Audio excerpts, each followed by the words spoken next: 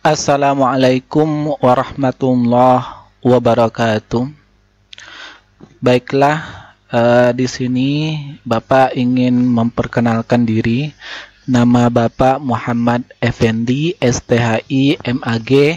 Mata pelajaran yang Bapak jelaskan di sini berkaitan dengan ilmu hadis, yaitu pada bab 4, ya, yang judulnya yaitu unsur utama dalam hadis, atau biasa dikenal di sini struktur hadis.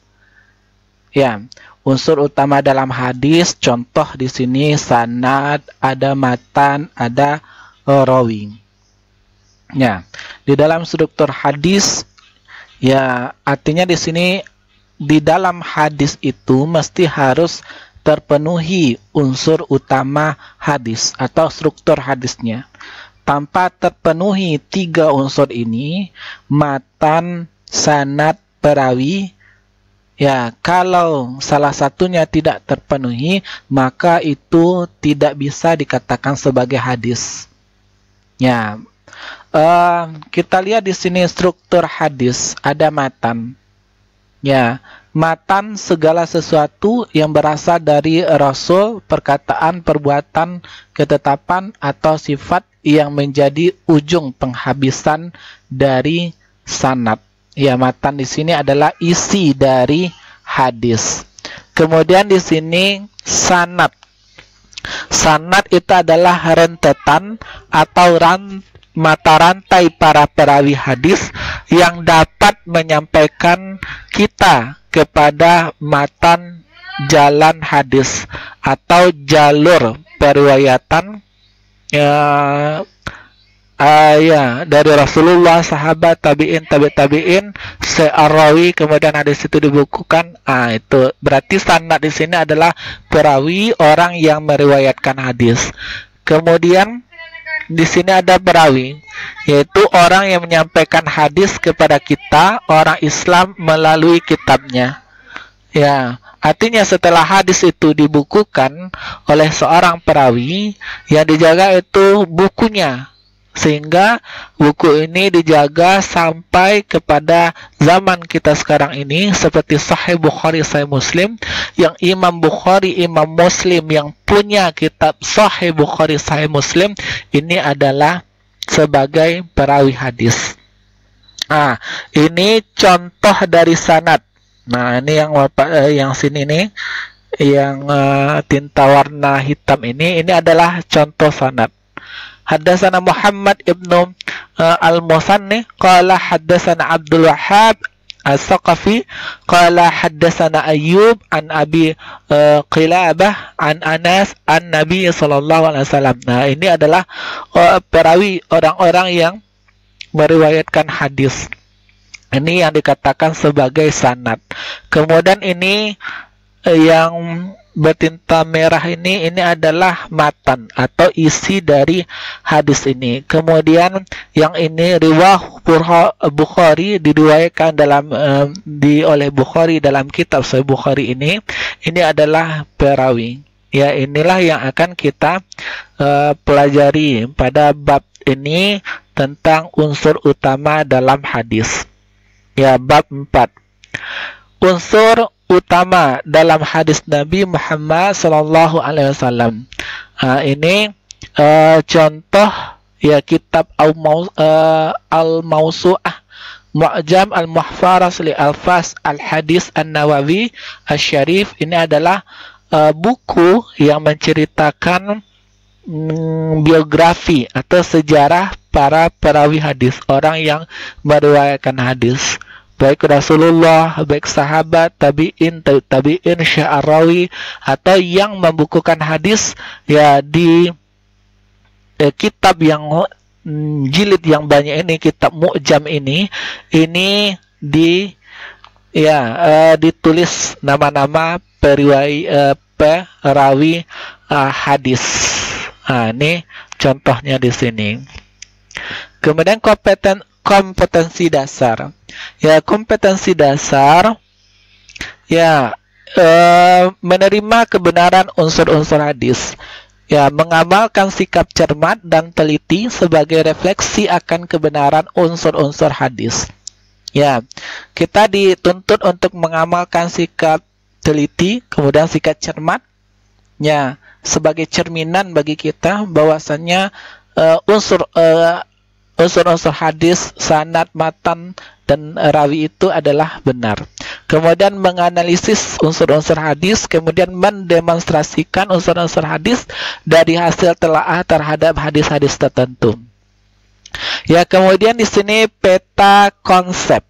Peta konsep di sini, ya, yang pertama kita lihat, ya, peta-peta konsepnya, yaitu adalah kita mengenal di sini. Ini yang pertama kita lihat di sini. Ini kita ya, memahami di sini pengertian sanad, matan, dan rawi di dalam hadis. Kemudian lanjut yang kedua, yaitu mengenal unsur-unsur utama di dalam hadis Nabi Muhammad. Kemudian yang ketiga di sini mengenal macam-macam sanad, teks matan hadis, dan para perawi. Kemudian yang keempat yaitu mencari dan membuktikan hadis-hadis yang sahih, hasan, dan dhaif. Ya, kemudian yang kelima di sini membandingkan antara hadis sahih, hasan, dan dhaif.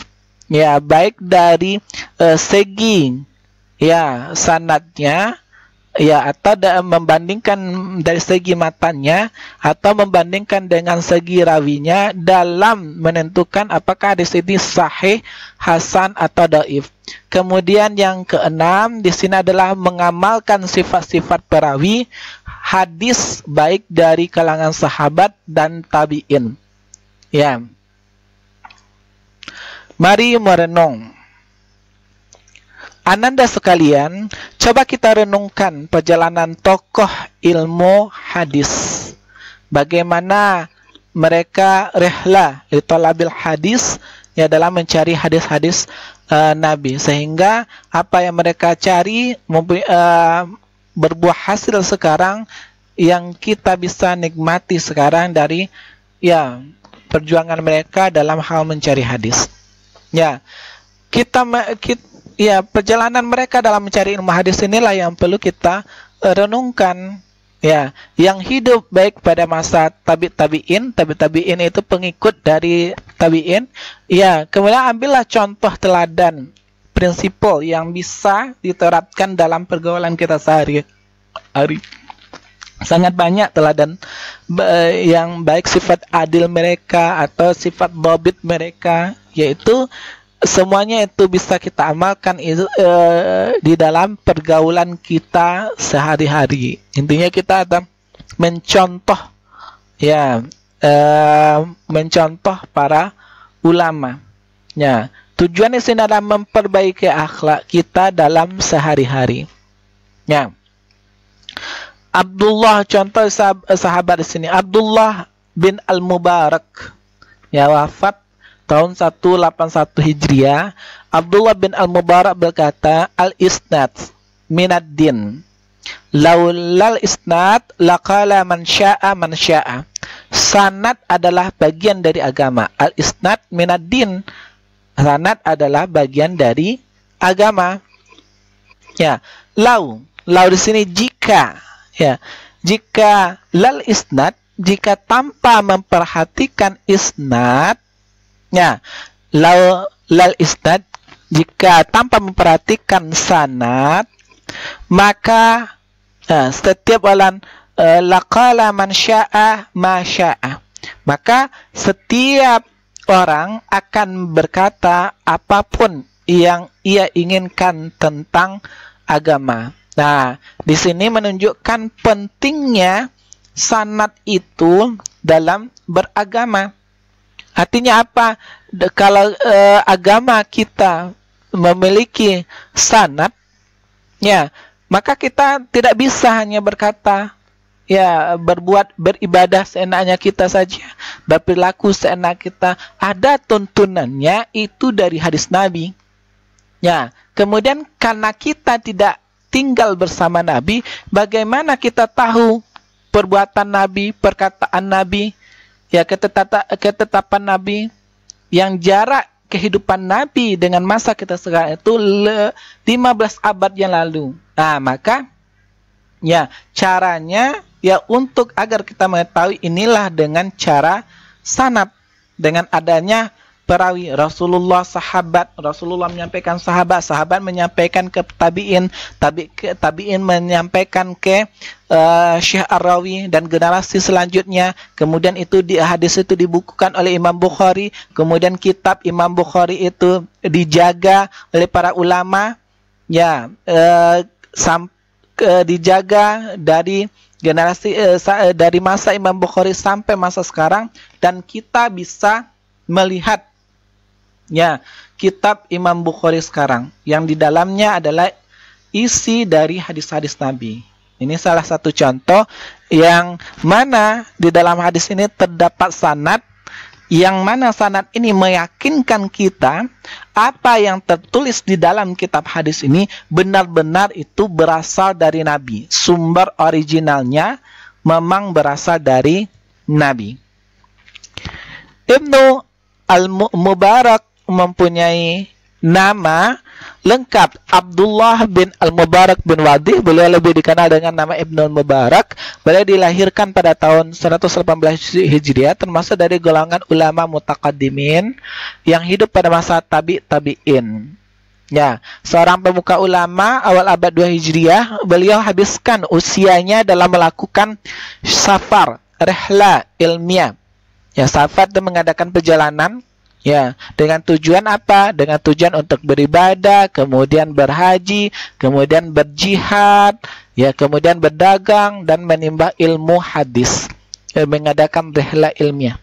Ya, menurut Syekh Abdul Halim Mahmud, yaitu tokoh ulama dari ilmuwan dari Mesir, sedikitnya ada 3 tokoh sufi utama yang hidup pada abad kedua Hijriah, yaitu Sufyan As-Sauri, Fudail bin Iyad, dan Abdullah bin Mubarak. Merenungi kisah-kisah inspiratif ya dari ketiga tokoh tersebut agar kita sebagai pelajar dapat mengambil teladan, sikap dan perilaku positif guna mengikuti jejak mereka sebagai kaum muslimin. Mengikuti jejak mereka, bagaimana mereka belajar ilmu hadis, berkaitan dengan ilmu hadis. Itulah yang kita contoh dari sekarang. Kita belajar ilmu hadis, bagaimana semangatnya mereka mencari ilmu hadis. Begitu juga dengan kita, bagaimana usaha kita agar kita bisa belajar giat, ya khususnya di dalam mempelajari ilmu hadis ini. Di antara ketiga sufi besar tersebut, Abdullah bin Mubarak adalah sufi yang dianugerahkan harta kekayaan yang berlimpah. Berbeda dengan 2 sufi lainnya, konon Abdullah bin Mubarak adalah seorang pedagang kaya raya dan dermawan. Kekayaan yang dimiliki Abdullah bin Mubarak, ya, di sisi lain sebagai seorang sufi, membuat ayahanda Fudail bin Iyad merasa muskil. Lantas ia bertanya kepada Abdullah bin Mubarak, "Engkau menyuruh kami untuk berperilaku zuhud, jauh dari kemewahan dunia dan tidak berlebih-lebihan, sementara dirimu sendiri memiliki harta kekayaan. Bagaimana ini?" Lantas Abdullah bin Mubarak menjawab pertanyaan tersebut dengan bijak. Ia berkata, "Wahai Abu Fudail, aku bekerja sebagai seorang pedagang agar aku mampu menjaga harga diriku, dan harta yang aku miliki aku gunakan untuk taat dan beribadah kepadanya." Selain itu, beliau juga sangat menghormati para ulama, terutama guru-gurunya. Ya, ini sosok dari orang muhaddis, orang yang seorang ahli hadis. Beginilah sosoknya, yaitu menghormati para ulama, terutama di sini guru-gurunya. Sosok guru yang pertama kali beliau temui adalah Ar-Rabi bin Anas Al-Khurasani. Sekalipun gurunya bernama Ar-Rabi dalam dekaman penguasa, namun Ibnu Mubarak tetap berupaya untuk menimba ilmu darinya. menimba ilmu hadis walau di balik jeruji tersebut. Beliau berhasil meriwayatkan sekitar 40 hadis darinya. Tak heran beliau mendapatkan gelar sebagai Al-Hafiz, Syekhul Islam, dan Fakhr al-Mujahidin. Ya. Di antara guru beliau adalah Sulaiman At-Taimi, Asim, dan lain sebagainya, bisa dibaca. Dan dari masih banyak dari ulama lainnya. Beliau juga menulis hadis yang lebih muda dari usianya. Ahmad bin Hanbal mengatakan belum ada orang yang sezaman dengan beliau lebih rajin dalam menuntut ilmu melebihi Ibnu Mubarak. Di dalam satu majelis ilmu, Ibnu Mubarak juga pernah berkata, sanad adalah bagian dari agama. Jika tanpa ada sanad, maka setiap orang akan berkata apapun yang ia inginkan tentang agama. Ya, karena apa? Karena agama itu bukan pendapat ya seseorang, ya, tetapi adalah ya berasal dari wahyu. Makanya hadis wa ma yantiqu anil hawa in huwa illa wahyu yuha. Apa yang disampaikan oleh Nabi itu berupa wahyu dari Allah Subhanahu wa taala.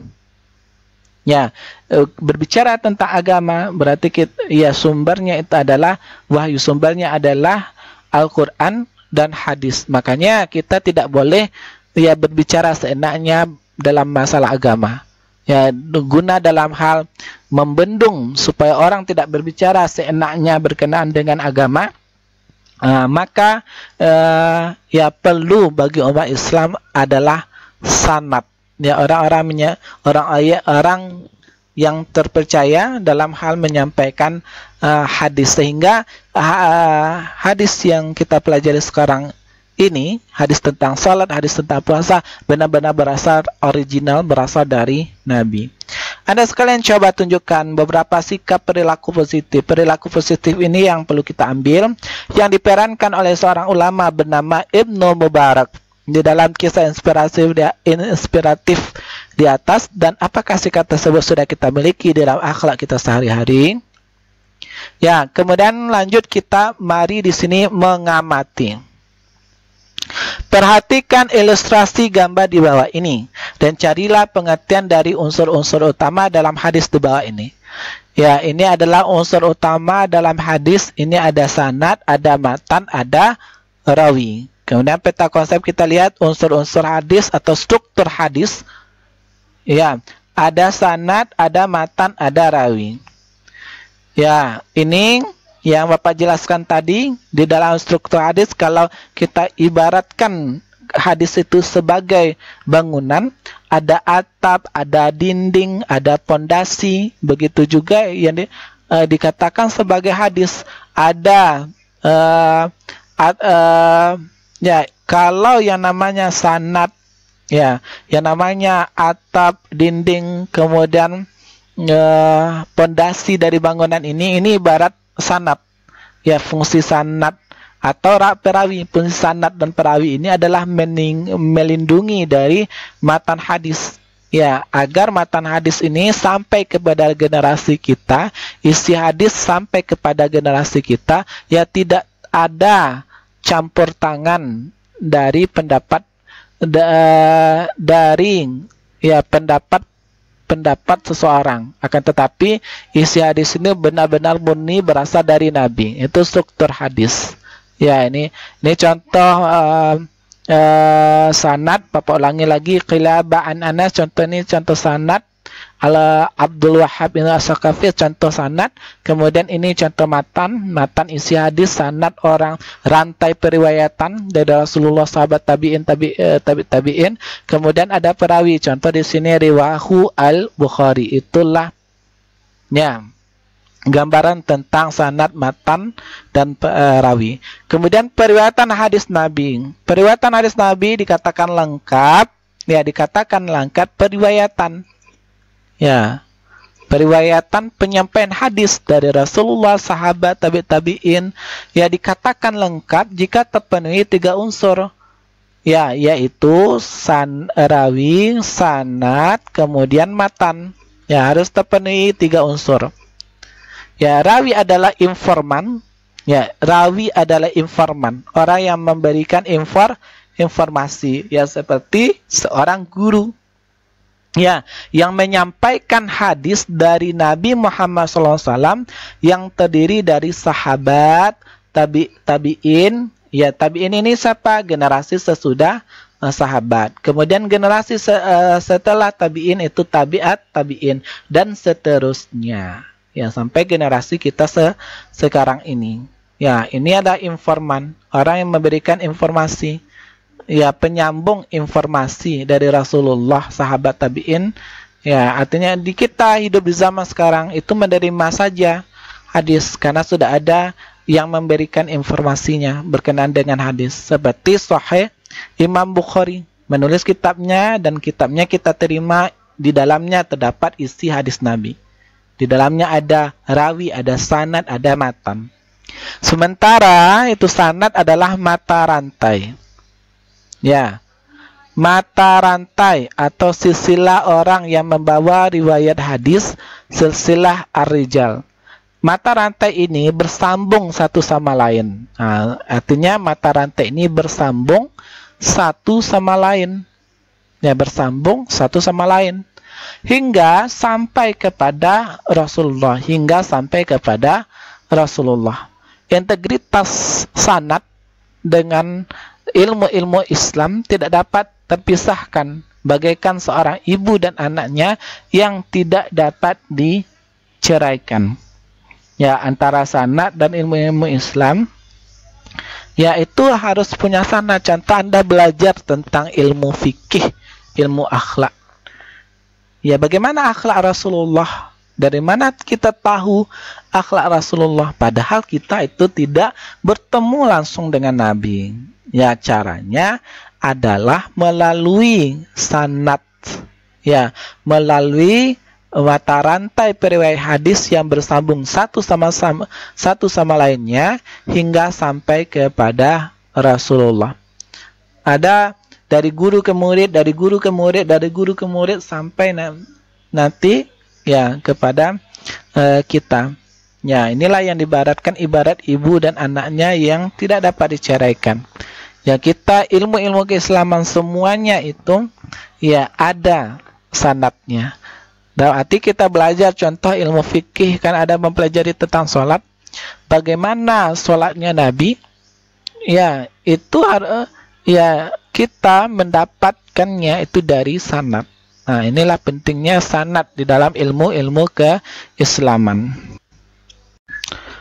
Sanad dengan ilmu-ilmu keislaman laksana paket kesatuan yang utuh. Ya, artinya antara sanad dengan ilmu-ilmu keislaman, baik fikih, akidah, tasawuf, ibadah, ya atau pelajaran tentang keislaman lainnya, ya ini ilmu-ilmu keislaman ini sangat berhubungan dengan sanad. Ya, karena apa? Karena ilmu-ilmu keislaman ini pasti berhubungan dengan hadis. Contoh, Anda di sini mempelajari tentang fikih. Fikih itu sumbernya yaitu salah satu sumbernya selain dari Al-Qur'an, itu sumbernya adalah ya berasal dari hadis Nabi. Makanya dan hadis Nabi itu berkaitan dengan sanad. Ya, makanya sanad dengan ilmu keislaman itu laksana ya paket kesatuan yang utuh. Ya, seluruh disiplin ilmu keislaman Islam itu memiliki sanad. Nah, seluruh disiplin ilmu pengetahuan Islam, apapun keilmuan Islamnya, ya pasti memiliki sanad di sini. Dan sanad inilah yang menjamin keberlangsungan dan kemurnian ajaran-ajaran Islam yang bersumber dari Allah dan Rasulnya. Imam Ibn Sirin, seorang ulama terkemuka dari kalangan tabi'in, berkata, sesungguhnya menimba ilmu pengetahuan agama adalah unsur beragama. Maka perhatikanlah dari mana engkau menuntut ilmu agamanya. Artinya kalau kita dalam hal menuntut ilmu agama, itu harus ada sumbernya. Ya, dari mana kita ambil ilmu agama itu? Tentu kita dari para ulama. Ulama itu dari mana mengambilnya? Ya, nanti harus ada sumber pertamanya, yaitu sumber dari Rasulullah. Maka ini kita diperintahkan untuk memperhatikan, ya, ilmu agama yang kita tuntut harus kita perhatikan dari mana kita mendapatkan ilmunya, mendapatkan sumbernya. Ya, karena agama di sini itu bukan, ya, pendapat seseorang, akan tetapi agama itu berasal dari Allah dan Rasul. Maka tidak boleh, ya, hanya mengandalkan pendapat, ya, dalam hal ilmu agama. Ya, kemudian makanya kemudian ajaran Islam itu bersumber dari Allah dan Rasulnya. Ya, kita mempelajari ilmu Islam harus kembali kepada Al-Quran dan hadis Nabi. Ya, dari hadis maktub di atas memberikan indikasi, yaitu dalam menghadapi penelitian suatu hadis, maka hal yang terpenting adalah melihat sisi periwayatannya, ya, yang terlibat dalam mata rantai hadis yang bersangkutan. Ya, yang terpenting adalah melihat sisi periwayatannya. Ya, dari mana informasi yang kita dapatkan. Jangan-jangan yang kita dapatkan itu berita hoax, bukan berasal dari Nabi. Ya, kalau bukan berasal dari Nabi, nanti kita bisa nanti terjerumus ke dalam perbuatan bid'ah. Ya, seperti sholat umpamanya. Sholat harus sesuai dengan yang diajarkan Nabi. Bagaimana kita mengetahui dari sholat yang diajarkan oleh Nabi? Otomatis itu melalui sanad, yaitu sanad hadis. Ya, kalau bukan berasal dari Nabi atau berita hoax umpamanya, ya, kalau tanpa ada sanad berarti itu bukan berasal dari Nabi. Makanya berkenaan dengan akidah, muamalah, berkenaan dengan akhlak tasawuf, berkenaan dengan fikih, ya, atau ilmu-ilmu keislamannya itu bersumber dari, ya, sanad hadis. Apa ilmu agama yang kita pelajari sekarang itu mesti harus bersumber dari hadis Nabi, itu sumbernya. Ya, kemudian bagaimana dengan tafsir? Itu hanyalah penafsiran. Bedakan di sini penafsiran dengan penafsiran terhadap hadis Nabi, ya, dengan hadis Nabi yang seutuhnya. Kalau hadis Nabi yang seutuhnya, ya, pasti mempunyai sanad. Kalau tanpa ada sanad, itu bukan hadis namanya. Makanya sanad merupakan unsur-unsur dari, ya, hadis itu sendiri. Ada sanad, ada matan, ada rawi. Ya, maka hal yang terpenting adalah melihat sisi periwayatan yang terlibat dalam mata rantai sanad yang bersangkutan. Siapa saja yang terlibat dalam hal meriwayatkan hadis? Ada Rasulullah, ada sahabat, ada tabi'in yang terlibat, ada tabi'in terlibat, ya, ada Sya'arawi yang terlibat, nanti ada perawi hadis yang terlibat, ada Imam Bukhari, Imam Muslim, Imam At-Tirmizi, ya, Ibnu Majah, dan imam-imam hadis lainnya yang nanti yang terlibat dalam hal rantai periwayatan hadis. Sehingga rantai periwayatan hadis yang kita terima sekarang ini berasal dari rantai periwayatan hadis dari generasi ke generasi. Ya, rantai periwayatan, rantai sanad inilah yang menghubungkan antara generasi kita, antara kita yang hidup generasi sekarang ini dengan Nabi. Ya, kemudian mari bertanya. Setelah Ananda renungkan dan mengamati informasi di atas, saatnya Ananda merumuskan pertanyaan-pertanyaan yang belum menunjukkan serangkaian informasi yang jelas, sebagaimana contoh beberapa pertanyaan di bawah ini. Apakah pengertian dari unsur-unsur utama di dalam hadis Nabi? Apa manfaat dari mempelajari sanad, matan rawi dalam hadis Nabi? Kemukakan contoh sanad dalam hadis Nabi. Kemukakan contoh matan hadis yang sahih yang diriwayatkan oleh Imam Bukhari. Sebutkan perawi hadis dari kalangan sahabat dan tabi'in. Ya, mari memahami, mari bersama kita mempelajari tentang unsur-unsur utama di dalam hadis Nabi. Harapan Ananda akan memahami, memperhatikan, menunjukkan perbedaan antara unsur-unsur utama di dalam hadis. Ya, unsur-unsur pertama dalam hadis Nabi Muhammad SAW.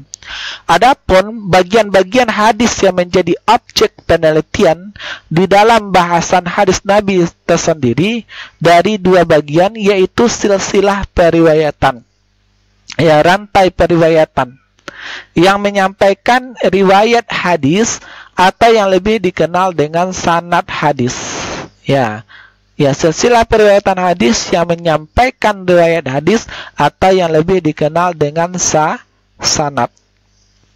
Ya, dan kedua adalah redaksi hadis atau dikenal dengan matan hadis atau konten hadis atau isi dari hadis ini sendiri.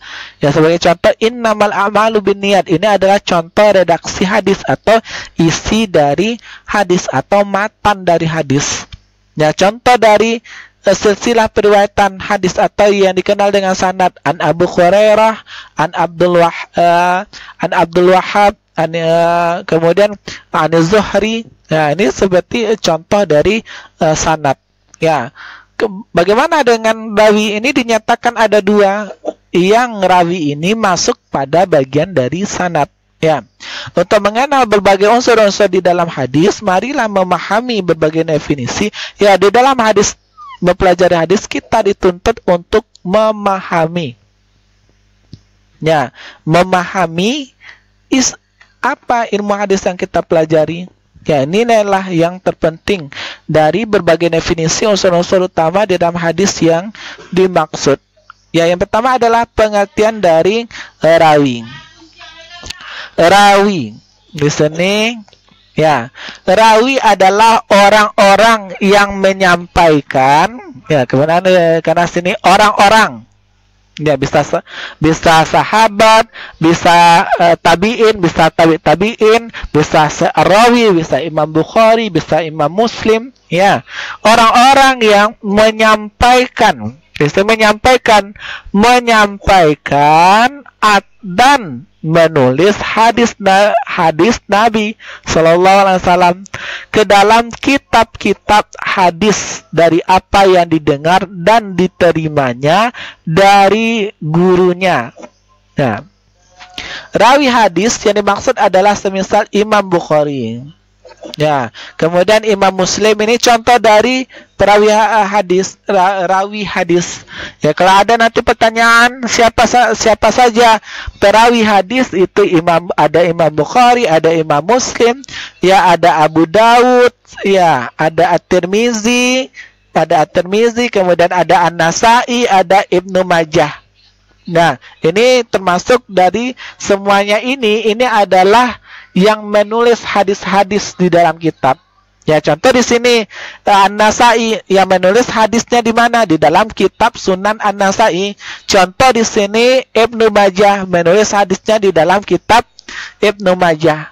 Ya, seorang penyusun kitab hadis ketika hendak mengakhiri redaksi matan hadis dari kitabnya, maka mereka menyematkan nama rawi pada akhir matan hadisnya. Berikut ini adalah contohnya. Ya, an Abi Hurairah, dari Abi Hurairah radhiyallahu anhu, bahwa Rasulullah SAW bersabda, seorang bergantung pada ajaran agama temannya, maka perhatikanlah dengan siapa kamu akan berteman. Ya, di sini ada, ini yang dimaksud, ada seorang, dipahami di sini ada seorang penyusun kitab hadis. Ya, contoh Imam Bukhari, Abu Dawud, At-Tirmizi, An-Nasai. Ini adalah orang-orang yang menyusun kitab hadis. Ya, ketika hendak mengakhiri redaksi matan. Mana redaksi matan di sini? Ya, ini. Ya, ini redaksi matan. Ketika hendak mengakhiri redaksi matannya, kita hendak menghadiri redaksi matan dari kitabnya, maka mereka, ya, Imam Bukhari, Abu Dawud, At-Tirmizi ini, ya, mereka Ya, siapa mereka di sini? Abu Daud, At-Tirmizi, An-Nasai ini. Ya, ini menyematkan nama rawi pada akhir matan. Menyematkan pada nama rawi pada akhir matan hadisnya. Berikut contohnya. Contoh di sini. Ya, An Abu Hurairah di sini. Ini contoh ya perawi ya, contoh sanad ya pada akhir redaksi matan. Nah, berkata Rasulullah berkata, Rasulullah di sini ya, Abu Hurairah itu mendengarkan hadis itu dari Rasulullah. Ya, ini akhir matanya di sini. Abi Hurairah. Nah, kitab hadis ketika hendak mengakhiri redaksi matan hadis dari kitabnya, maka mereka menyematkan nama rawi pada akhir matan. Ini contohnya. Ini akhir nama rawi, ini akhir nama rawi pada akhir matan hadisnya. Ini contohnya. Ya, ini contoh dari ya, kita lihat mana yang terakhir di sini. An Anas. Ini yang dimaksud An Anas. Ya, ini contohnya ya, An Abi Hurairah. Ya, nama rawi pada akhir matan hadisnya. Ini contohnya. Ya, yang namanya Imam Bukhari, yang seorang perawi hadis, ini perawi hadis, orang yang menyampaikan hadis kepada kita, orang Islam, melalui kitabnya, kitab Sahih Bukhari. Contoh di sini riwahu Al-Bukhari. Ya, Al-Bukhari itu di akhir ya, yang dekat matannya ini, di akhir matannya ini ya, mencantumkan nama seorang perawi, yaitu An Anas. Ya, ini perawi ini perawi. Nah, kita lihat di sini. Ya, ini perawi Abdul Wahab di sini perawi, kemudian Ayyub perawi, Abi Qilabah perawi terakhirnya, ini adalah perawi terakhirnya. Seorang perawi di sini Bukhari sini ya, pada akhir matanya, pada akhirnya itu mencantumkan nama seorang perawi. Ya, itu perawi di sini yang kita ingat. Orang menyampaikan hadis melalui kita, orang Islam melalui kitabnya. Kita kenal di sini Sahih Bukhari. Kita akan mengenal kitab Sahih Bukhari itu yang memiliki kitabnya itu adalah Bukhari. Ya, yang perawinya itu adalah Bukhari. Maka dinyatakan di sini riwahu Bukhari. Perawinya adalah Al-Bukhari. Ya, rawi yang terakhir dari konten atau teks hadis Nabi SAW di atas adalah Imam Al-Baihaqi. Kendati pun jarak antara kita dengan perawi sangat jauh dan tidak segenerasi dan tidak pula pernah berjumpa dengannya, namun kita dapat menemui hadis tersebut di dalam kitab yang berjudul Su'ab Al-Imam, dicetak di Beirut. Ya, kita lihat di sini lanjut kepada pengertian dari sanad. Ya, pengertian dari sanad. Sanad secara bahasa adalah sandaran. Ya, sandaran. Sementara secara istilah adalah silsilah perawi, atau bisa dikatakan rantai periwayatan, atau kita mengenal sini ya, ibu kita atau nenek kita itu dengan ranji. Ya, ranji dari datuk-datuk kita, dari orang tua, dari kakek kita selanjutnya. Ini bisa nama-nama lainnya, sinonimnya bisa ranji, bisa silsilah perawi atau rantai periwayatan. Ya, silsilah perawi yang meriwayatkan hadis hingga kepada matan hadis. Imam Nawawi menyatakan bila sanad suatu hadis bernilai sahih, bila sanad ya Rasulullah, sahabat, tabi'in, syiar rawi, itu adalah sanad. Ya, bila sanad suatu hadis bernilai sahih, ya, bila sanad suatu hadis bernilai sahih, maka hadis tersebut itu dapat diterima. Ya, dan mengamalkannya itu adalah berpahala. Sementara jika kualitas sanad, ya, kualitas perawinya, orang yang menyampaikan hadis, baik seorang guru atau baik seorang murid, ya, hadis tersebut tidak sahih, maka harus ditinggalkan. Artinya apa di sini? Ya, yang hadis itu ditentukan dengan sanadnya. Seandainya sanad hadis itu sahih, maka ya kita lihat matannya juga harus sahih. Sanad dan matan kalau sama-sama sahih maka itu hadis sahih. Kalau seandainya ada matan isi hadisnya itu lemah, dhaif, ya, tetapi sanadnya itu dhaif, ya itu hadisnya dhaif. Artinya harus berbarengan. Kalau sanad harus sahih, ya matannya juga harus sahih. Ya, maka hadisnya itu bernilai sahih. Nah, kalau ya matannya, meskipun matannya sahih, isi hadisnya atau konten atau redaksi hadisnya itu sahih, tetapi sanadnya itu tidak bisa diterima, ya tetap nanti hadisnya itu tidak sahih. Maka ini yang dimaksud. Sementara jika kualitas sanad hadis tersebut tidak sahih, maka itu harus ditinggalkan. Artinya sanad di sini sebagai penentu apakah hadis itu sahih atau tidak. Ya. Nah, ini yang namanya sanad. Anqi Abi Qilaba an Anas, ini sanad. Sanad rentetan mata rantai para perawi hadis yang dapat menyampaikan kita kepada matan hadis. Ya, rentetan atau mata rantai para perawi hadis. Ya, Imam Ahmad bin Hanbal itu berkata, mencari sanad Ali derajat yang tinggi adalah tradisi dari para ulama salaf. Karena para sahabat Abdullah bin Umar mengadakan perjalanan dari Kufah menuju Madinah hanya untuk belajar dan mendengar dari Umar.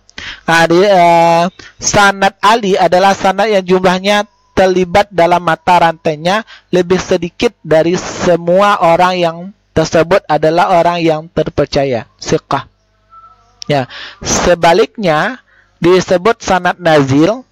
Nah, kita di sini berbicara tentang sanad.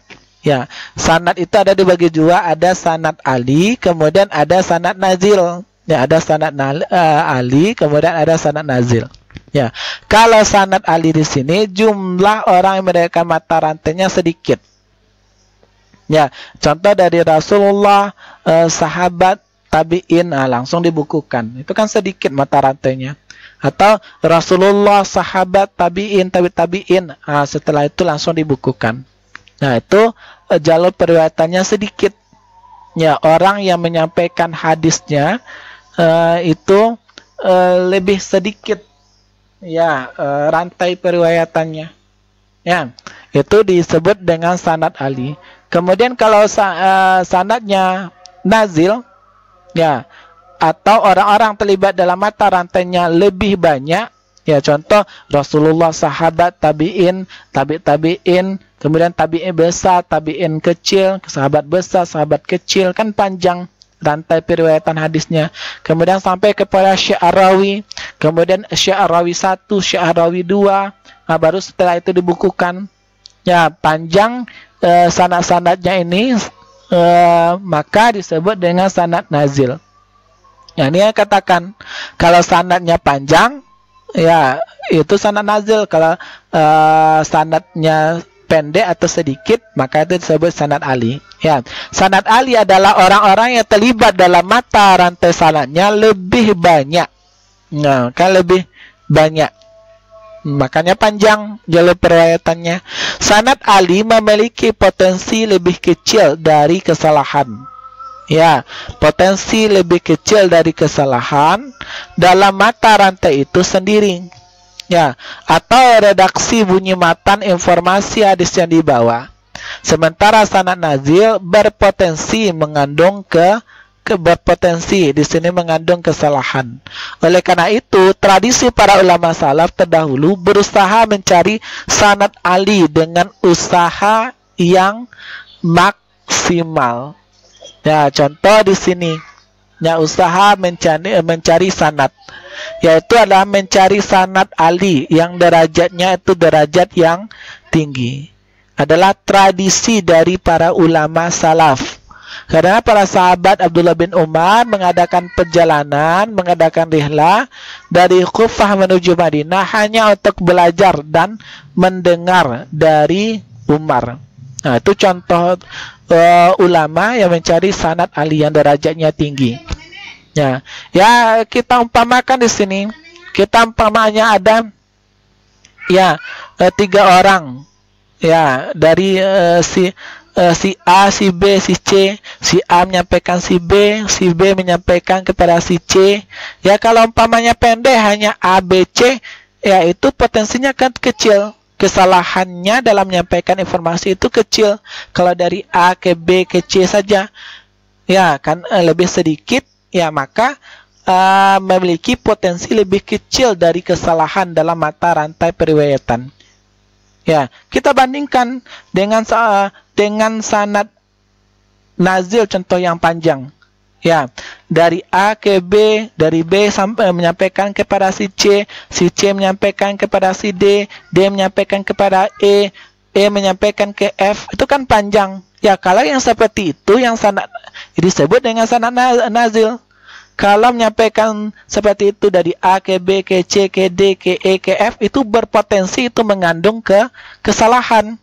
Ya, oleh karena itu tradisi para ulama salaf terdahulu berusaha mencari sanad ahli dengan usaha yang maksimal. Ya. Di dalam bidang disiplin ilmu hadis, sanad hadis adalah barometer. Ya, barometer atau alat ukur, ya. Alat ukur menentukan kualitas suatu hadis. Ya, menentukan kualitas suatu hadis. Ya, sanad. Ya, orang yang meriwayatkan hadis, sahabat yang meriwayatkan hadis, ya, tabi'in yang meriwayatkan hadis, tabi'in yang meriwayatkan hadis, Imam Bukhari yang meriwayatkan hadis. Ini adalah barometer, alat ukur dalam menentukan kualitas suatu hadis, apakah sahih, hasan atau dhaif. Ya, kualitas hadis tersebut seperti sebutan hadis sahih, hadis hasan, hadis dhaif. Ya, siapa yang meriwayatkan hadisnya itu ya menentukan apakah sahih, hadis hasan, dhaif, hadisnya hadis palsu. Ya, andai kata di dalam silsilah sanad-sanad tersebut ada yang fasik, ini contohnya. Seandainya ada tabi'in umpamanya dari rantai periwayatan hadis ini, ada yang fasik atau ada yang suka berdusta, suka berbohong, ya, maka derajat hadis tersebut itu bisa berkualitas dhaif hingga tidak dapat dijadikan dalil hujjah. Ya, contoh dalam sholat kita tidak boleh menggunakan hadis dhaif. Ya, menggunakan hadis lemah. Ya, karena sudah bisa dipastikan itu bukan berasal dari Nabi. Karena kita harus sholat, harus berasal hadis sahih, hadis yang berasal dari Nabi. Ya, untuk menetapkan suatu hukum di dalam ajaran agama Islam. Nah, sebagai bentuk latihan, coba Anda salin hadis di bawah ini, lalu tunjukkan dan garis bawahi sanad hadis yang terdapat di dalam bunyi teks di bawah ini. Selanjutnya, tandai rawi dan matan hadis dengan warna pena yang berbeda-beda. Nah, ini contohnya. Nah, kita diperintahkan di sini apa? Ya, garis bawahi sanad hadis. Ya, yang terdapat pada bunyi teks. Selanjutnya tandai rawi, matannya, dan warnai pena-pena yang berbeda. Ya, kita lihat di sini. Anil Haris di sini ini adalah siapa? Ini adalah sanad. Ya, Amr ibnu Akhi ini sanad juga. An Anas ini sanad. Kemudian ini sanad. Ya, Ayyab Azam Mu'az sanad. Ya, Mu'az bin Jabal ini sanad juga. Anna Rasulullah sallallahu alaihi wasallam ya alaihi wa ala alihi wasallam ya wasallim lama arada Ayyub asu Mu'azan ilal Yaman. Ya, bahwasanya Nabi Muhammad sallallahu alaihi wasallam itu mengutus Mu'az kepada Yaman. Ya, ini Haris, ini Amr ibn, ini adalah Anas, kemudian Mu'az bin Jabal ini adalah sanad dari hadis. Ya, kaif, ya bagaimana takti iza urida laka qada, bagaimana kamu menetapkan suatu hukum, ya apa, ya iza urida, apabila kamu ingin dalam menentukan suatu hukum. Ya, Rasulullah bertanya kepada Mu'az, ya bagaimana kamu menetapkan suatu hukum? Ya, kalau kamu ingin menetapkan suatu hukum, maka kala Nabi itu berkata, ya ina Mu'az, Mu'az di sini. Kala di sini kembali kepada Mu'az, Mu'az. Ya, saya menentukan hukum dari kitabullah. Kemudian Nabi menjawab, fa ilam tadi, kalau kamu tidak mendapatkan dari Al-Quran, bagaimana kamu menentukan hukum? Ya, kemudian ya Mu'az itu menjawab, ya, dengan menggunakan sunnah Rasulullah. Ya, qala fa illam, kalau kamu tidak, kemudian Rasulullah berkata, kalau kamu tidak mendapatkan hadis di dalam sunnah Rasulullah, ya, dan tidak juga mendapatkan dalam Al-Quran, tidak mendapatkan dalil dari Al-Quran, tidak mendapatkan dalil dari hadis, bagaimana cara kamu menetapkan suatu hukum? Rasulullah bertanya kepada Mu'az. Kemudian Mu'az itu menjawabnya, artinya aku berijtihad, ya, menggunakan pendapatku. Ya, kemudian ya Rasulullah itu memukul pundak Mu'az, artinya mengiyakan. Nah, inilah kita lihat di sini, inilah contoh dari isinya matan hadis. Ya, kaifa, mulai dari, ya, di sini kita lihat kaifa, ini kan kata-kata Rasulullah. Ya, ini adalah sanadnya. Ya, ini adalah sanadnya sampai ke bawah. Ini adalah matannya, isi dari hadis. Ini adalah isi dari hadis. Ya, kalau yang ini adalah matan dari sini. Ini adalah yang di atas, ini adalah sanad dari hadis. Ya, kita lihat di sini contoh-contoh dari tingkatan sanad. Ada Rasulullah, ya, ada sahabat tingkatan tabaqah pertama, yaitu orang yang menerima hadis langsung dari Nabi, ya, seperti Abu Hurairah, Anas bin Malik dan lain-lain. Kemudian setelah generasi sahabat, yaitu adalah generasi tabi'in. Ya, apa itu dari tabi'in? Tingkatan tabaqah kedua, yaitu orang yang menerima hadis dari orang yang menerima dari Nabi, seperti Taus, Mujahid, Sa'ad bin Al-Musayyab. Nah, kemudian atba' tabi'in, itu tingkatan tabaqah ketiga, yaitu generasi sanad yang ketiga setelah Nabi, setelah Amir bin Abdullah Syari' dan lain-lain. Artinya atba' tabi'in itu generasi setelah generasi tabi'in. Kemudian setelah atba' tabi'in ada Asy-Syahrawi. Siapa Asy-Syahrawi ini? Adalah tingkatan tabaqah keempat, yaitu generasi sanad yang keempat setelah Nabi. Dan ketika dihitung dari bawah, ia adalah gurunya, periwayat seorang yang menerima hadis dan membukukannya dalam sebuah kitab, seperti Ibnu Abi Syaibah, Abdullah bin Saleh. Kemudian perawi, rawi. Setelah Syahrawi ada rawi. Ya, ini bisa panjang. Kalau panjang sama panjang itu sanad nazil. Ya, kalau umpamanya pendek, yaitu sanad ali. Yang contoh perawi di sini Imam Bukhari, Imam Muslim, Ibnu Majah. Ya, ini contoh dari sanad-sanad rantai periwayatan. Ya, baik dari golongan sahabat atau golongan tabi'in, sampai hadis itu dibukukan oleh seorang perawi. Contoh Imam Muslim, Imam Bukhari. Ya, contoh di sini Rasulullah menyampaikan hadis kepada Anas bin Malik, Anas bin Malik menyampaikan kepada Abdul Aziz, Abdul Aziz menyampaikan kepada Ismail, Ismail menyampaikan kepada Zuhair bin Harb, Zuhair bin Harb menyampaikan hadis kepada Muhammad bin Ubaid, Muhammad bin Ubaid menyampaikan hadis kepada Muslim, dan Muslim membukukan, dan kita pada generasi sekarang ini menerima kitab karya dari Imam Muslim, yaitu kitab Sahih Muslim.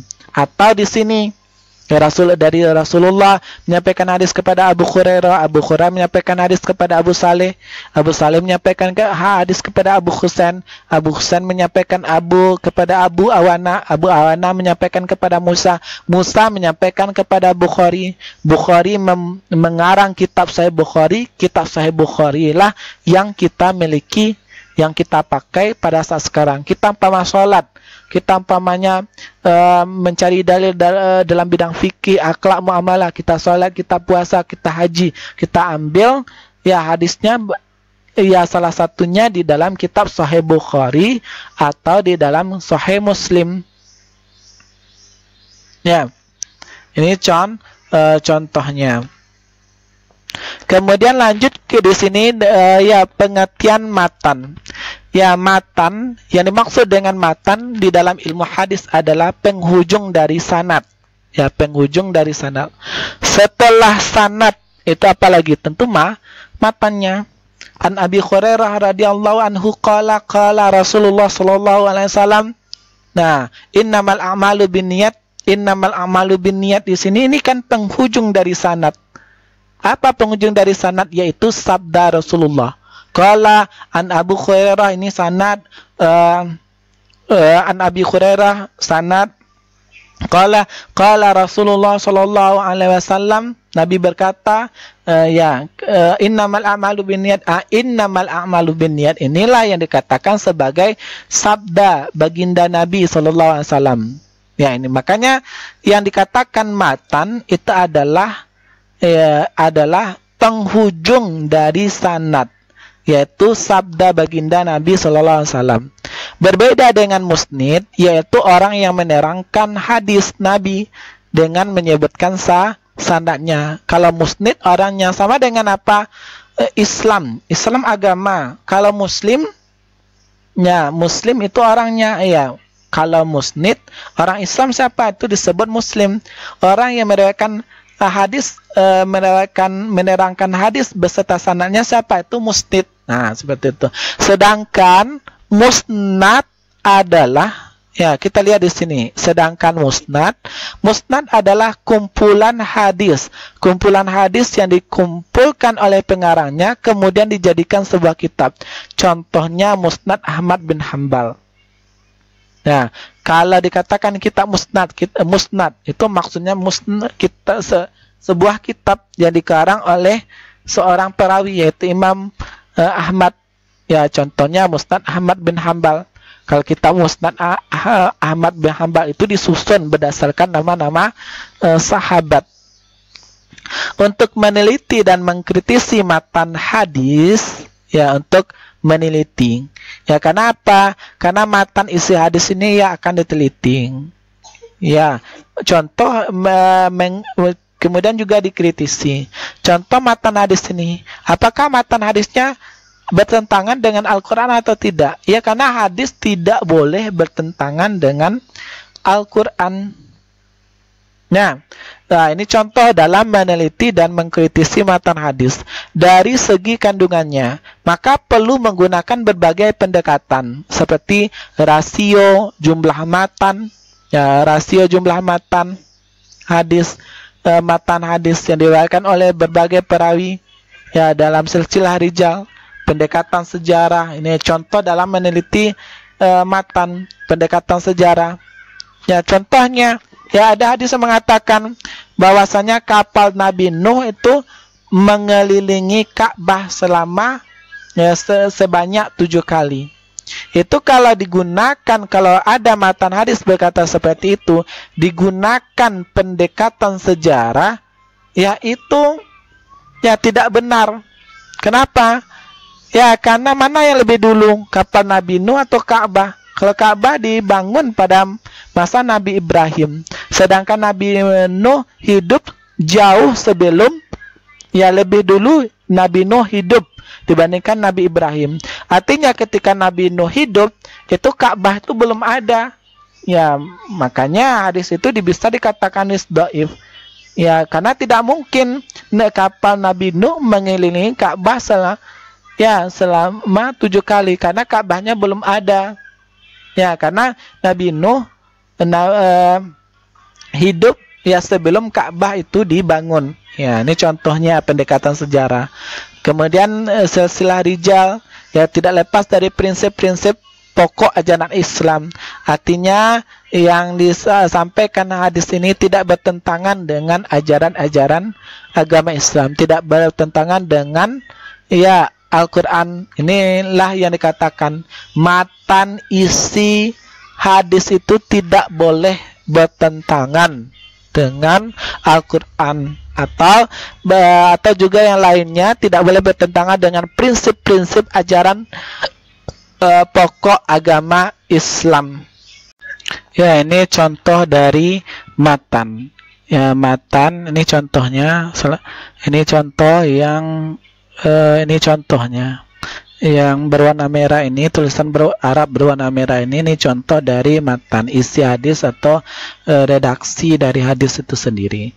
Matan segala sesuatu yang berasal dari Rasul, perkataan, perbuatan, ketetapan atau sifat yang menjadi ujung penghabisan dari sanad. Berarti ini adalah ujung penghabisan dari sanad. Ini contohnya. Ini sanad, ini ujung penghabisan dari sanad. Ini lah dikatakan sebagai matan. Ada beberapa alasan yang menghambat dalam penelitian matan hadis. Ya, ada beberapa alasan yang menghambat penelitian isi hadis, redaksi hadis. Ya, antara lain adanya periwayatan hadis secara maknawi. Ya, penelitian matan hadis dilakukan dengan berbagai pendekatan. Adanya kandungan hadis yang bersifat ghaibiyah. Langkanya kitab-kitab hadis yang memberikan petunjuk dalam penelitian matanul hadis. Nah, kita di sini ya diharapkan untuk mengenal hambatan-hambatan ya dalam hal penelitian matan hadis. Ya, dalam hal penelitian hadis apa saja hambatannya. Ya, seperti periwayatan hadis itu secara maknawi. Ya, secara makna ada yang menyampaikan innamal a'malu binniyat, ada al-amalu binniyat, ada inna al-amalu binniyah. Ya, dan lain sebagainya. Ya, periwayatan semacam ini menghambat dalam hal penelitian hadis.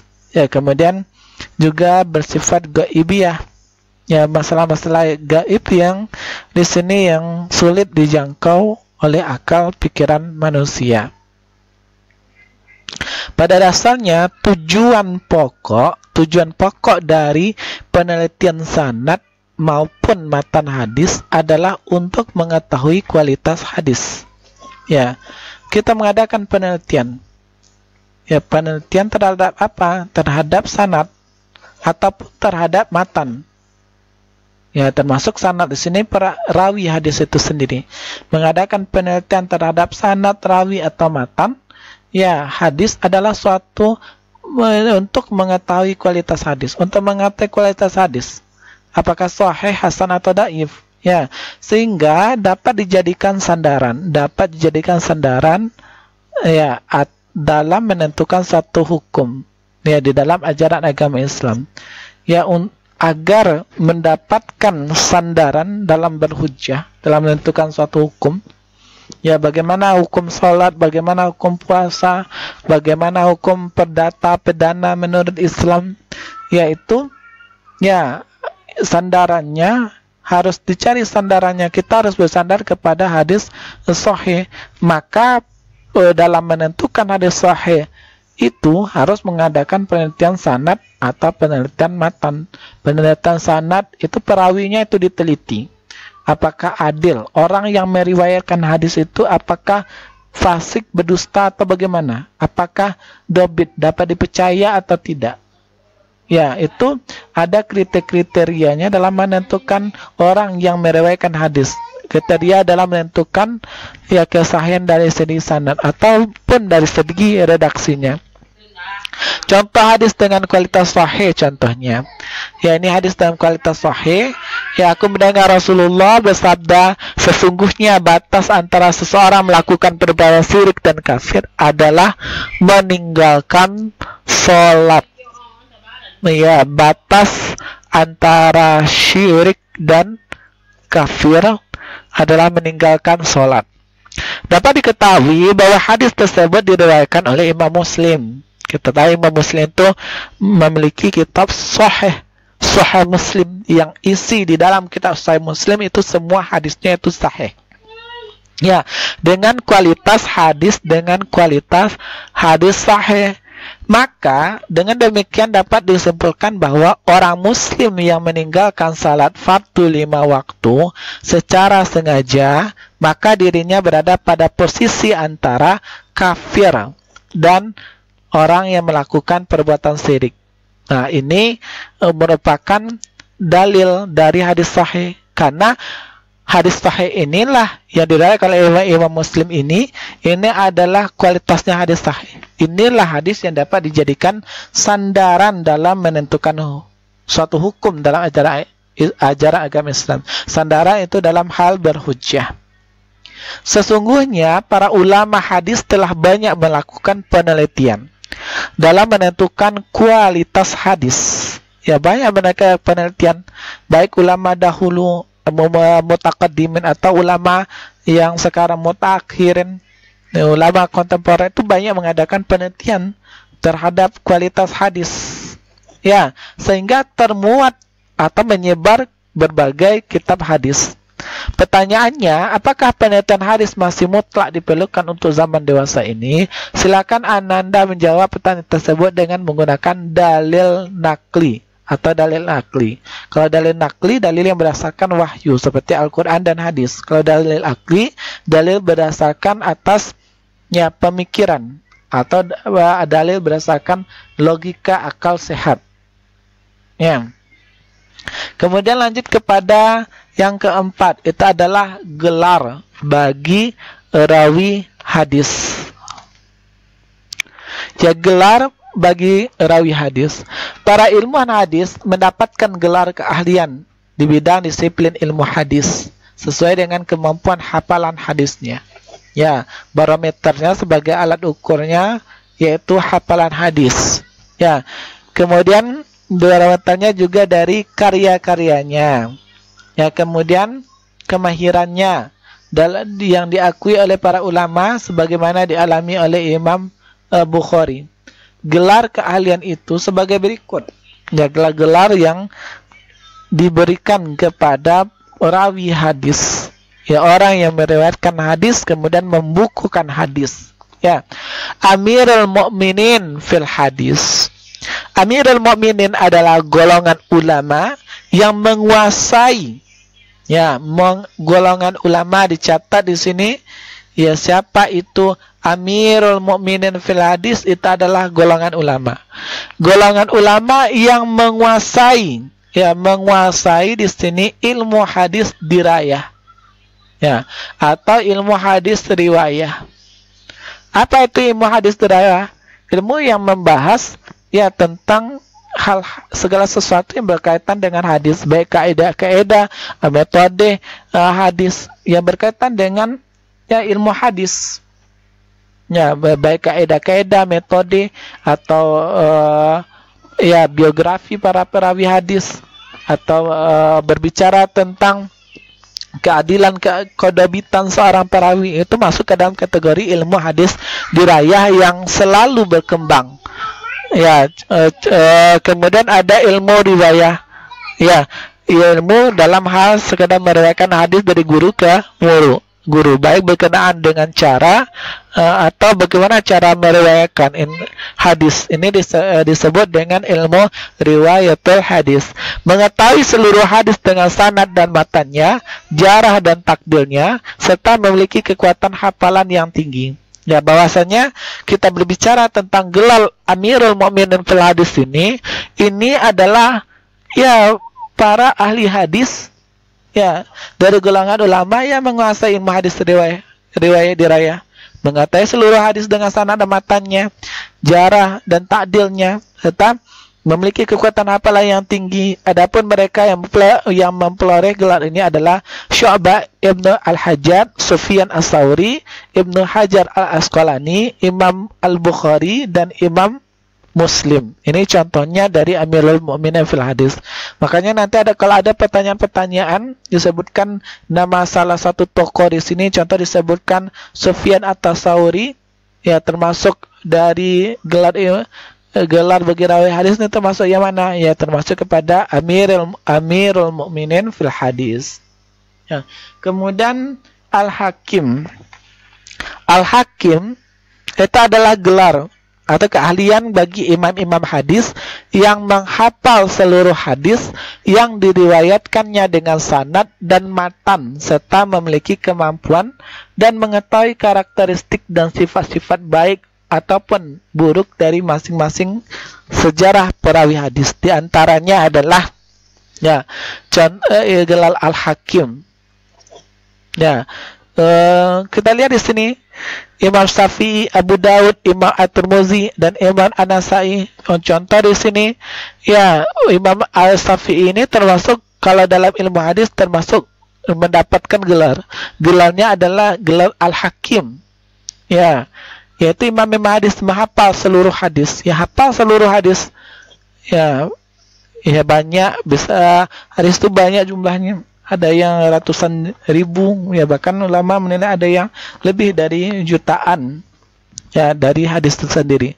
Yang diriwayatkan dengan sanad dan matan. Tahu sanad, ya biasanya kan orang meriwayatkan hadis itu banyak hanya menghafal matannya saja. Padahal dalam hal hadis itu tidak matannya saja, ya harus hafal juga sanadnya. Seperti Imam As-Syafi'i selain menghafal sanad matan, dia juga hafal sanad, serta memiliki kemampuan dan karakteristik, ya ciri-ciri khusus dan sifat baik dan buruk dari masing-masing perawi hadis.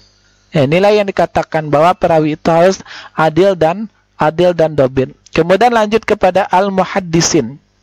Al-muhaddis sama dengan al-hafiz, yaitu sama dengan al-hafiz. Ya, bisa al-hafiz, bisa al-muhaddis. Namun belakangan al-muhaddis dimaknai dengan orang yang mengerti sanad serta matannya. Kalau al-hafiz, al-muhaddis itu orang yang mengerti sanad atau matannya hadis, menghafal rijal al-hadis dari kutub as-sittah dan kitab lainnya, serta mengetahui sanad yang tinggi dan rendah. Mereka diantaranya adalah Imam Ahmad bin Abdullah, Imam Ahmad bin Hajar Al-Haytami, dan Abdurrahman bin Nuhas. Ya, al-muhaddis yang dimana dengan orang mengerti sanad, yang mengerti tentang sanad. Artinya kalau al-muhaddis ini derajat tingkatnya di bawah al-hakim. Ya, menghafal rijal hadis, ya tahu tentang kutub as-sittah. Apa saja kutub as-sittah di sini? Yaitu Sahih Bukhari, Sahih Muslim, Sunan Abu Daud, Sunan An-Nasai, Sunan At-Tirmidzi, Sunan Ibnu Majah, dan kitab-kitab hadis lainnya. Ya, seperti Muwatta Imam Malik, Sunan Ad-Darimi, dan kitab-kitab hadis lainnya. Mengetahui sanad yang tinggi, sanad yang nazil, mengetahui sanad yang tinggi, sanad yang ali, atau sanad yang rendah, sanad nazil. Ya, yang kemudian lanjut kepada al-musnid. Al-musnid itu merupakan sebutan bagi orang yang meriwayatkan hadis beserta sanadnya. Ya, kalau kita umpamanya meriwayatkan hadis beserta sanadnya, itu dikatakan sebagai al-musnid. Ya, sama yang Bapak jelaskan tadi. Orang Islam siapa namanya? Muslim. Ya, begitu juga orang yang meriwayatkan hadis beserta sanadnya itu disebut dengan al-musnid. Kemudian gelar al-hafiz. Gelar al-hafiz ini diberikan kepada ulama yang memiliki kemampuan mentasihkan sanad, ya, dan matan hadis, serta menunjukkan kemampuan ta'dil dan jarah kepada perawi. Menurut sebagian pendapat, al-hafiz harus mempunyai kapasitas menghafal, ya, kapasitas menghafal 100.000 hadis. Di antara mereka yang mendapat gelar sebagai al-hafiz adalah al-Iraqi, Syarafuddin Al-Dimyati dan Ibnu Daqiq Al-Aid.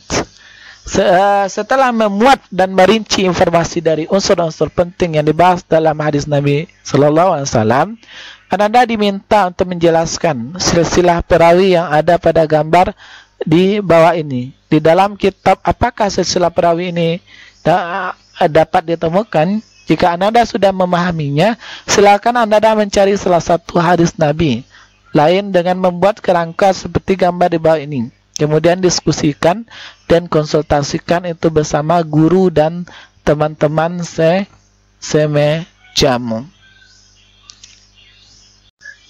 Ya, ini contohnya. Ada sahabi di tingkat tabaqah, itu siapa saja nama sahabat-sahabatnya. Ini semacam tugas ya. Ini tabi'i, tabaqahnya siapa-siapa saja. Kemudian tabi'at tabi'i, tabaqahnya siapa-siapa saja yang ada di sini. Kemudian Syekh Ar-Rawi, siapa-siapa saja. Kemudian Imam Syekh Al-Musannif. Syekh Al-Musannif ini maksudnya rawi, yaitu adalah orang yang membukukan suatu hadis. Ya, ini ada ya Sunan Al-Imam At-Tirmizi. Ya, ini contohnya di sini. Ya, ini yang tadi itu tugas dari yang ini, yaitu kita disuruh untuk menjelaskan silsilah perawi yang ada pada gambar. Ya, jelaskan silsilahnya. Kita harus mencari apa yang harus dicari sini, yaitu salah satu hadis. Ya, mencari di dalam buku hadis itu sangat banyak hadis-hadis. Bisa juga Anda melihatnya, mencarinya di internet atau di perpustakaan. Hadis-hadis ya, tapi yang dicari sini hadis yang lengkap ya, yang ada sanad dan matanya, yang ada juga rawinya. Ya, kemudian mari berdiskusi. Ya, mari berdiskusi. Beberapa hal yang menarik yang dapat didiskusikan adalah sebagai berikut. Memahami pengertian dari masing-masing unsur yang terdapat di dalam ilmu hadis. Ya, apa saja unsur-unsur yang terdapat di dalam ilmu hadis. Itu yang harus kita pengertian. Apa saja pengertiannya? Pengertian sanad, matan, rawi. Kemudian menyusun sanad, matan, rawi. Ya, artinya kita belajar ilmu hadis itu bukan hanya teori, tetapi disuruh di sini untuk praktek. Ya, menyusun sanad ya, seperti menyusun sanad, menyusun matan dan rawi hadis yang terdapat di dalam kitab-kitab hadis. Ya, kita temukan di dalam kitab hadis, ya kita susun mana yang tingkat sahabat, mana tingkat tabi'in, ada mana tingkat matan, mana tingkat rawi. Mencontoh dan membangun sikap teladan seperti kisah Abdullah Al-Mubarak dan menerapkannya itu di dalam kehidupan sehari-hari. Mengenal gelar yang diberikan bagi ilmuwan ahli hadis, ya seperti tadi ada gelar ya, kita lihat ada gelar Al-Hafiz, ada Al-Musnid, kemudian ada Al-Muhaddis, ada Al-Hakim, kemudian ada Amirul Mukminin fil Hadis. Ya, semua gelar itu ya kita harus mengenal dan mengaitkan dengan gelar-gelar yang diberikan oleh pemerintah kepada para sarjana. Ya, seperti Bapak ada STHI, MAG, dan ada spesialis dokter spesialis mata dalam disiplin ilmu. Ya, lalu mencoba membedakannya dari masing-masing gelar tersebut. Ya, mengenal gelar. Ya, kita mengenal gelar apa saja gelar ilmu hadis yang seperti Bapak sebutkan tadi. Kemudian membangun budaya cermat. Nah, kita harus cermat, harus teliti. Kalau kita belajar matematika, teliti dalam hal menghitung, belajar ekonomi teliti, belajar akuntansi teliti. Kalau tidak, ya hilang saja nolnya. Ya, itu bisa banyak kerugian yang akan kita derita kalau kita tidak teliti. Ya, dalam hal mempelajari ilmu hadis ini juga kita diharapkan untuk teliti dan mampu melakukan penelitian terhadap suatu hadis tertentu yang berkembang di tengah-tengah masyarakat. Umpamanya ada yang ceramah, ada yang pidato, atau kita dengar di YouTube atau televisi atau di radio ada berita-berita yang mana ada seorang menyampaikan hadis, ya kita harus ya teliti. Ya, kalau bisa kita melakukan penelitian apakah hadis yang disampaikan ya di tengah masyarakat yang berkembang, di tengah-tengah masyarakat yang berkembang di kampung kita, apakah hadisnya sahih, hasan atau dhaif. Ya, kita membangun budaya itu, meneliti, menseleksi berita terlebih dahulu. Kemudian mari berakhlak mulia dengan memahami materi unsur-unsur utama dalam ilmu hadis, maka saatnya kita meneladani, ya, meneladani, karena al-ulama warisatul anbiya. Ulama itu, apalagi ulama di sini ulama ilmu hadis, ya, itu pewaris para nabi, ya, mewariskan ilmu. Ya, maka kita harus meneladani di sini, meneladani. Artinya kita belajar di sini bukan hanya sekedar transfer ilmu saja, ya, tetapi ada nilai-nilai akhlak mulia yang kita dapatkan dalam mempelajari materi tentang unsur-unsur hadis ini. Ya, meneladani, kemudian membangun, kemudian menciptakan sikap-sikap ya dari akhlak mulia, sebagaimana yang telah dicontohkan dalam kisah inspiratif di atas, seperti kisah Ibnu Al-Mubarak. Ya, coba modifikasi sikap-sikap yang Ananda temukan pada pembahasan. Mari memahami dan mari merenung di atas sikap kedermawanan Ibnu Mubarak dan contohnya. Ya, sikap kesungguhan dalam menimba ilmu pengetahuan walaupun dibatasi oleh jarak dan usia. Ya, sikap itu kan kita bisa mengambil pelajaran seperti kita daring secara online, bagaimana usaha kita gitu agar bisa belajar tanpa dibatasi oleh jarak, dibatasi oleh banyak halangan, alasan tertentu. Yang penting kita usaha untuk belajar, usaha untuk menimba ilmu, ikhlas lillahi ta'ala. Kemudian sikap ketelitian dalam meriwayatkan hadis-hadis Nabi. Kita harus teliti, apalagi Ananda ini jurusan agama. Ya, nanti orang akan banyak nanti bertanya kepada Ananda, ya kalau hadis ini gimana, apakah sahih atau tidak? Ada hadis tuntutlah ilmu orang ke negeri Cina. Anda harus tahu bahwa itu adalah bukan hadis, tapi itu hadis palsu.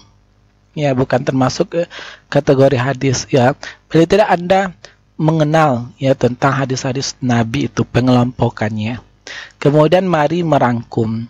Jika terdapat kekeliruan di dalam rangkuman pada tabel di bawah ini, cobalah Ananda rangkaian rangkuman yang benar dan jelas sebagaimana yang telah Ananda ketahui sebelumnya pada buku latihan. Kemudian sanad. Ya, sanad ya, perkataan dari Nabi Muhammad yang beliau ucapkan dalam berbagai bidang seperti akhlak, akidah, syariah, hukum, pendidikan dan lain sebagainya. Apakah ini sanad atau tidak? Ya, kita ini yang mencari mana yang benar ya di antara pembahasan ini. Nah, di sini kita disuruh untuk merangkum. Kalau perkataan dari Nabi, ini apa perkataan dari Nabi? Kalau perkataan dari Nabi Muhammad, beliau baik ucapan atau seperti akhlak, akidah, syariah, hukum, pendidikan dan lain sebagainya, ini termasuk dari matan. Ya, karena matan itu adalah isi dari hadis. Ya, isi hadis, redaksi hadis, apa yang disampaikan oleh Nabi, perkataan Nabi, sabda Nabi, itulah yang dikatakan oleh matan. Kemudian sanad. Ya, silsilah rijal al-hadis. Ini sanad ini adalah ya silsilah rijal al-hadis. Kemudian Imam Bukhari. Imam Bukhari ini siapa? Imam Bukhari ini adalah rawi. Ya, siapa rawi itu? Ya, rawi adalah ya periwayat terakhir, yang mana periwayat ini ya rentetan sanad yang membukukan hadis, yang terakhir membukukan hadis. Contohnya Imam Bukhari, Imam Muslim. Ya, kalau kita lihat contohnya Imam Bukhari di dalam kitab Sahih Imam Bukhari. Ya, kemudian di sini muhaddis. Ya, muhaddis ini siapa?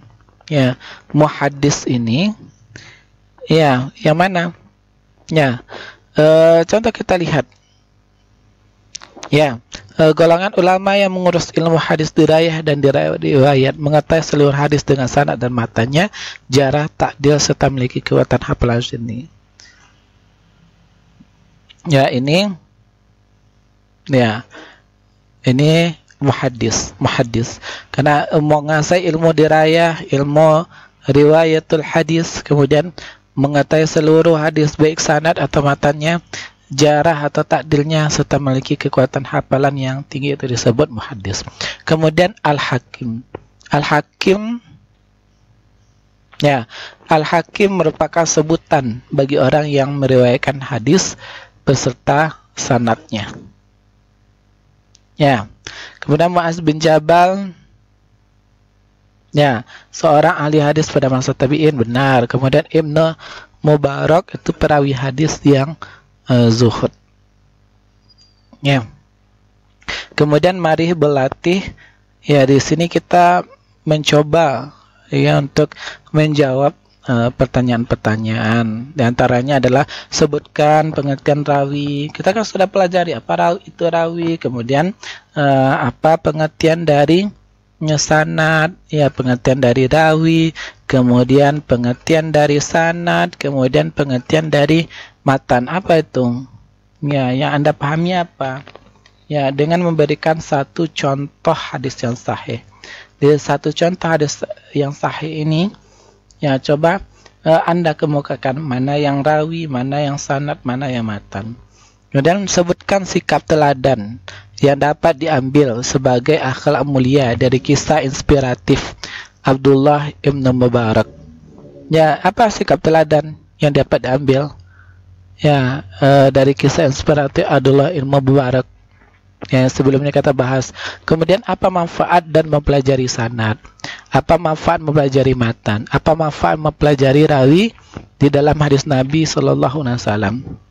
Kemudian bagaimana caranya meningkatkan hafalan agar bisa bertahan lama di dalam alam pikiran kita masing-masing? Ya, sebagaimana ulama yang seperti muhaddis, seperti Amirul Mukminin fi hadis.